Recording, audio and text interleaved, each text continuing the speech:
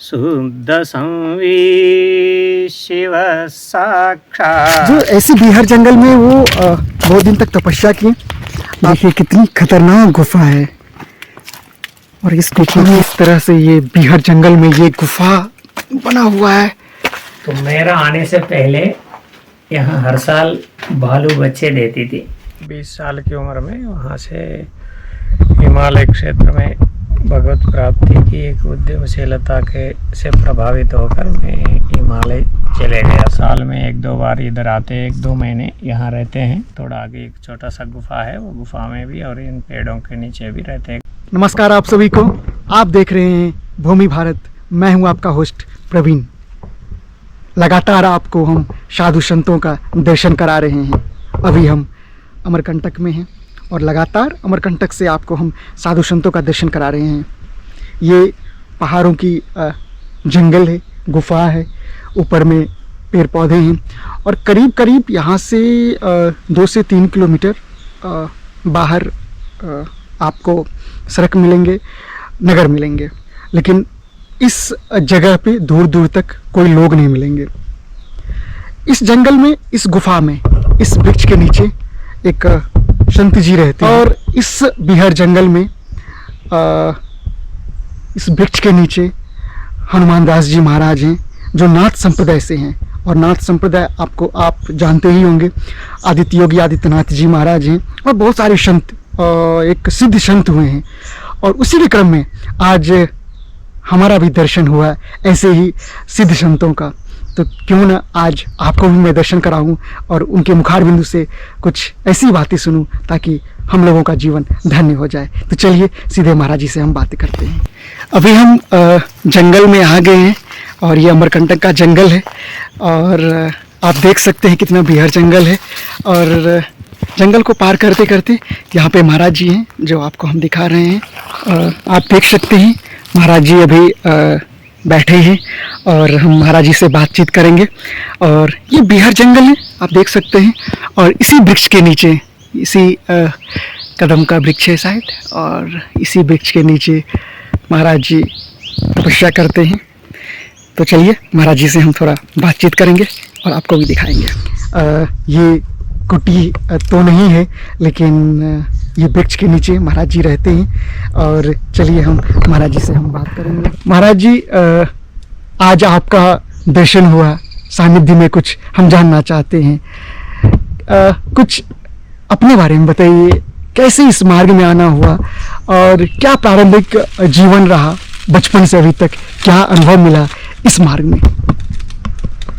इसमें हमारे व्यक्तिगत विषय में इसमें विशेष क्या इसमें बात करने की कोई खास बात नहीं है, परंतु मेरी जन्म आंध्र प्रदेश में हुआ है।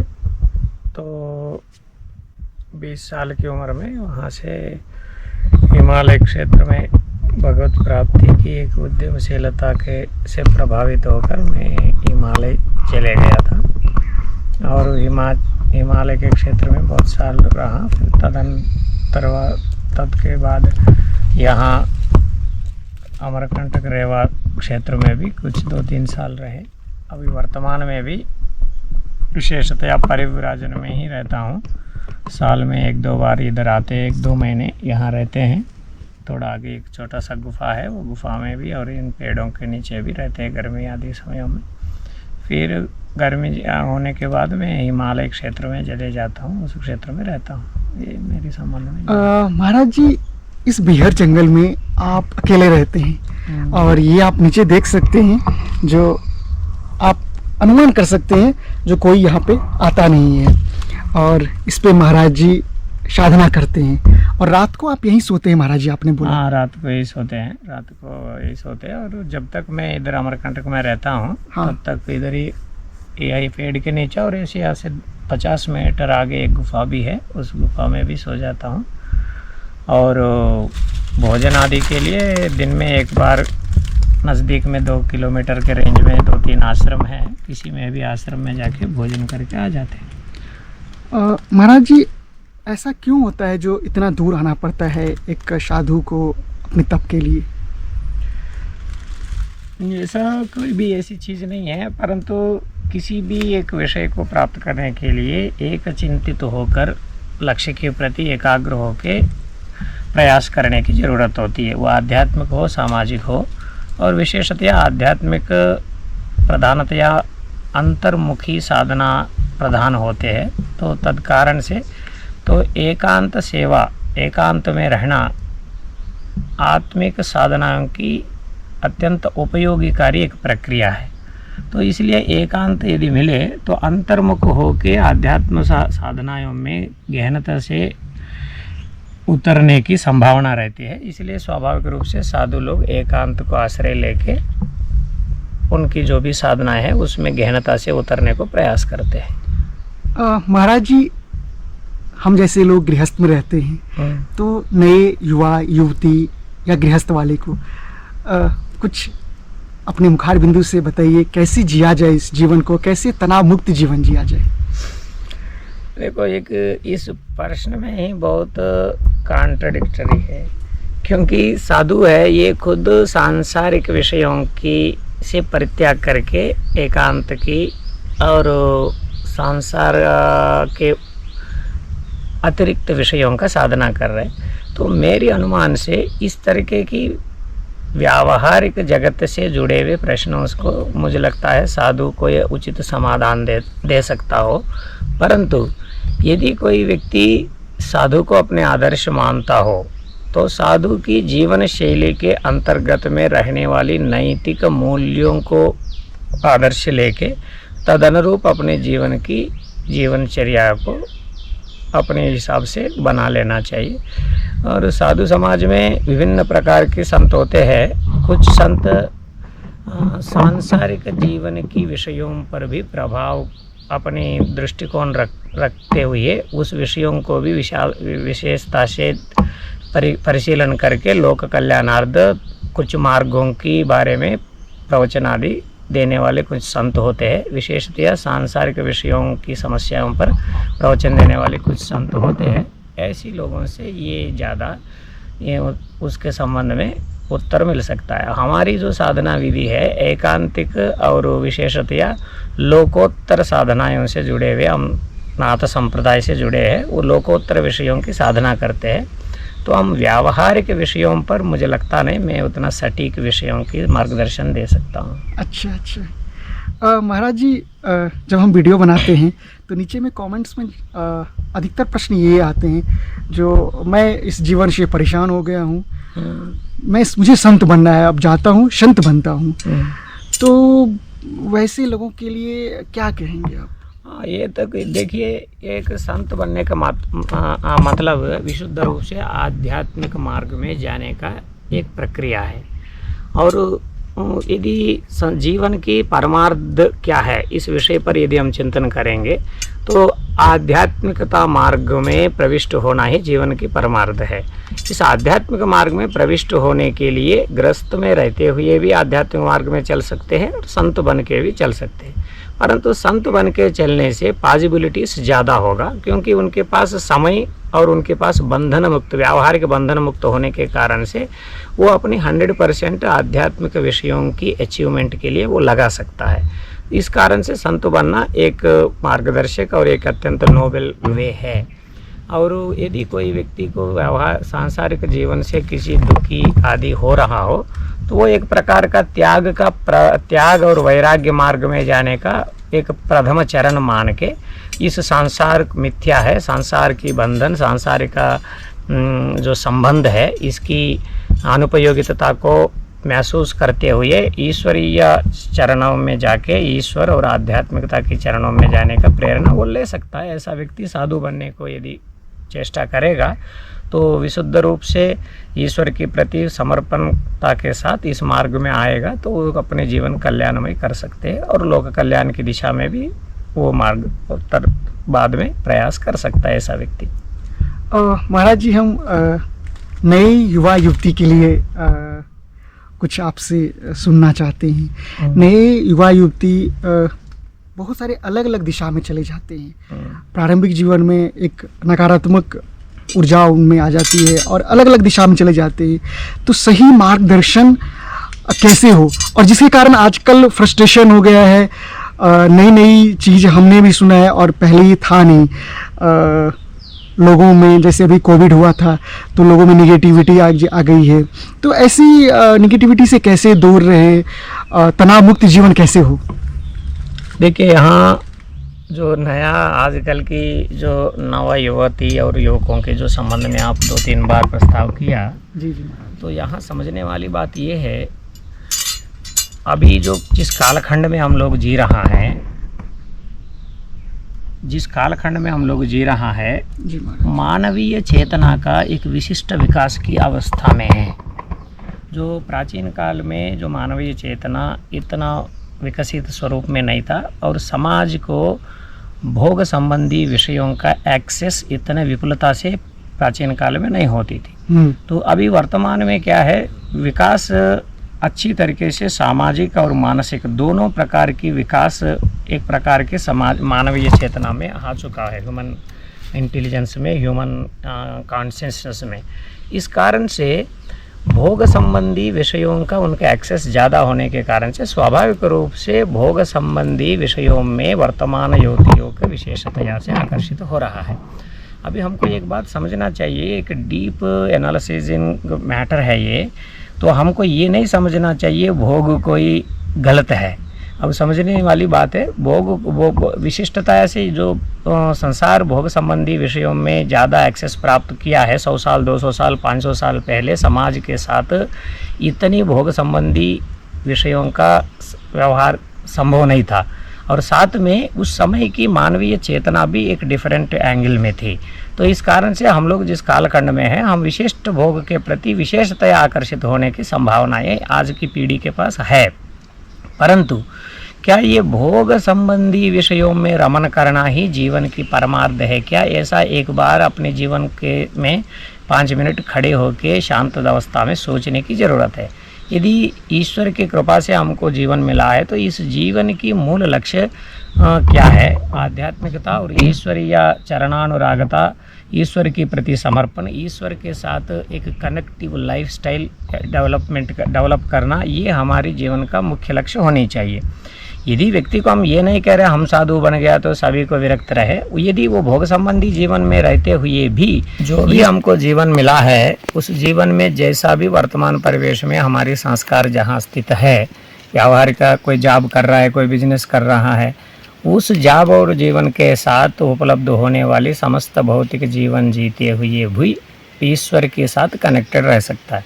ईश्वर के साथ कनेक्टेड रहने का तात्पर्य मूलतया ईश्वर की नैतिक मूल्यों को हमारे जीवन में उतारने को प्रयास करने चाहिए। ईश्वर के से ईश्वरीय नैतिक मूल्यों के साथ और यदि हम जीवन को अपने जीवन में उतारने को प्रयास करना चाहेंगे, इसके लिए सबसे सुंदर और बेहतरीन पद्धतियां हैं भारतीय जीवन विधि।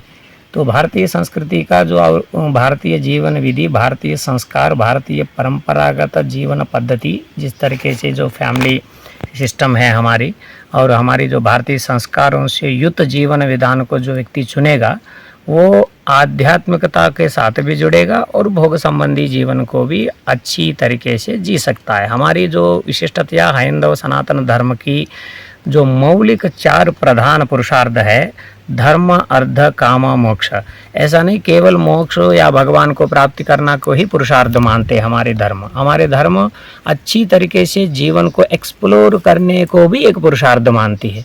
तो ऐसी नहीं है केवल हम जो भी साधु संत है, जो भी स्पिरिचुअल पीपल है, 100% जो भोग विलासों में अच्छी तरीके से जीवन को एक्सप्लोर करने वाले लोगों को खोजते रहे, ये भी मेरी दृष्टि में उचित नहीं है। वही तो एक्सप्लोर करना चाहे तो एक्सप्लोर कर सकता है, परंतु उनको एक सर्टेन नैतिक एथिक्स के साथ, नैतिक मूल्यों के साथ, जिस मूल्यों को ईश्वर के साथ, ईश्वरीय नियमों के साथ, ईश्वरीय धर्म के साथ, ईश्वरीय शासन के साथ जुड़े हो, ऐसी नैतिक मूल्यों को मानते हुए अपने जीवन स्टाइल को बना लेना चाहिए। उससे हर प्रकार की भौतिक विकास भी होगा और आध्यात्मिक विकास भी होगा, ईश्वरीय कृपा भी उसमें आएगा, ऐसा मेरा अनुमान है। महाराज जी से बातचीत हुई और महाराज जी के बारे में जब हम जाने तो थोड़ा हम भी भावुक हो गए। जो ऐसे बिहार जंगल में वो बहुत दिन तक तपस्या की, आपको पहले हमने दिखाया वो जहाँ पे हमने बातचीत किया, महाराज जी बोले एक गुफा है जहाँ पे हमने कई दिनों तक तपस्या किए हैं, तो चलिए हम आपको दिखाते हैं। और महाराज जी मुझे स्वयं ले जा रहे हैं और महाराज जी मुझे दिखाएंगे, तो आपको हम वो जगह दिखाते हैं। महाराज जी मेरे साथ चल रहे हैं और महाराज जी मुझे अपनी गुफा दिखाएंगे, तो हम अभी गुफा देखेंगे।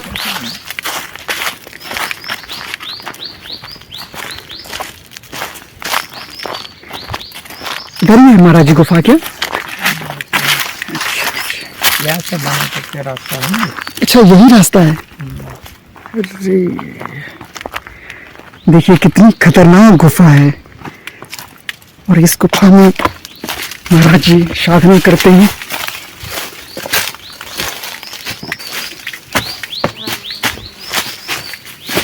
कहते हैं हमारा सनातन संतों की बुनियाद पर टिका है, हमारा सनातन संत है, हमारा सनातन सबसे बड़ा है। ऐसे उदाहरण देख करके हमें भी लगता है, पूरी दुनिया को लगता है, और जो सच है सनातन सबसे बड़ा एक धर्म है। सनातन ऐसे धर्मात्माओं संतों की वजह से ये प्रसिद्ध है। देखिए ये गुफा शायद आप देखे होंगे या नहीं, देखिए किस तरह से ये बिहार जंगल में ये गुफा बना हुआ है। और इस गुफा में महाराज जी तपस्या करते थे, इसी गुफा में महाराज जी। अभी भी साल में 1-2 बार आते, 1-2 महीने रहते ही रहते। अच्छा साल में 1-2 बार आते हैं यहाँ पे, और अन्य समयों पे हिमालय में रहते हैं। अच्छा हिमालय के बाद जब मौका मिलता है अमरकंटक में तो यहीं पे रहते हैं।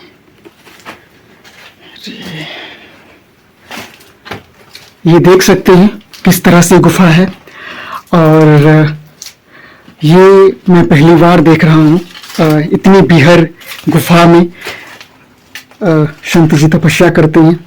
हम ऐसे संतों को बारंबार प्रणाम करते हैं, और ऐसे ही संतों को देखने से हमारा जीवन धन्य हो जाता है। और हम आपके लिए ऐसे ही दिव्य जगहों से दिव्य संतों का दर्शन कराते रहते हैं। और ये गुफा आप देख सकते हैं कितना सुंदर बना हुआ है, जो कलयुग में भी लोग कहते हैं कलयुग में सिर्फ पाप होता है, लेकिन नहीं, जहाँ पाप होता है कलयुग में वहाँ पुण्य भी होता है। और ये गुफा का मुख्य द्वार है, और ये गुफा से ऐसे ही हम अंदर जाते हैं। हमने एक बार आपको दिखाया, फिर से आपको दिखा रहे हैं किस तरह से ये गुफा है। और इस गुफा पे महाराज जी कोई इस गुफा में तो जानवर, सांप, सर्प, बिच्छू। गुफा में मैं 15 साल पहले आया था जी महाराज जी। तो मेरा आने से पहले यहाँ हर साल भालू बच्चे देती थी। जी जी। हाँ, इसको भालू वाले गुफा के नाम से ही लोकल के लोग जानते थे। तो मैं जब आया उससे 1-2 साल पहले से वो रोज नहीं रहती थी यहाँ, अपने बच्चे देने के टाइम पे आके 1-आधा महीने यहाँ काटती थी। फिर मैं आके इधर थोड़ा मिट्टी वट्टी सफाई किया तो वो देख के फिर वो आना बंद कर दिया। अच्छा। तो 15 साल पहले की बात कह रहा हूँ मैं। लोकल लोग कहते थे बाबा जी उसमें भालू हर साल बच्चा देती है, ऐसा कहाँ। परंतु जब हम आके, पहले तो इधर मिट्टी इधर उधर बनी हुई थी, तो मैं इसको जब सफाई किया तो उसको पता चल जाता यहाँ आदमी का आवागमन हो चुका है, तो फिर वो दूसरा जगह ढूंढ लिया होगा। फिर यहाँ आना बंद कर दिया। इसको लोकल के लोग भालू का गुफा ही बोलते हैं। अरे बाप, हमने तो ऐसी गुफा देख करके मेरा मन विचलित हो गया, कैसे किसी गुफा है।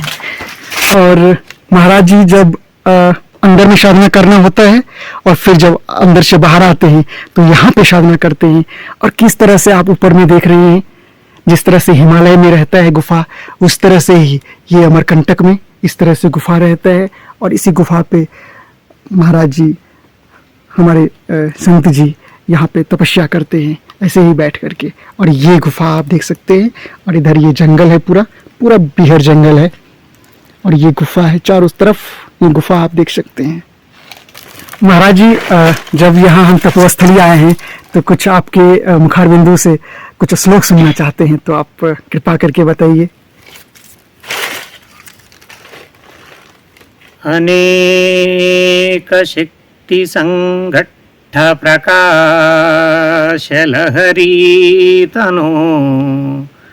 शुद्ध संवेशिव साक्षात् गुरुश्री परशंभवा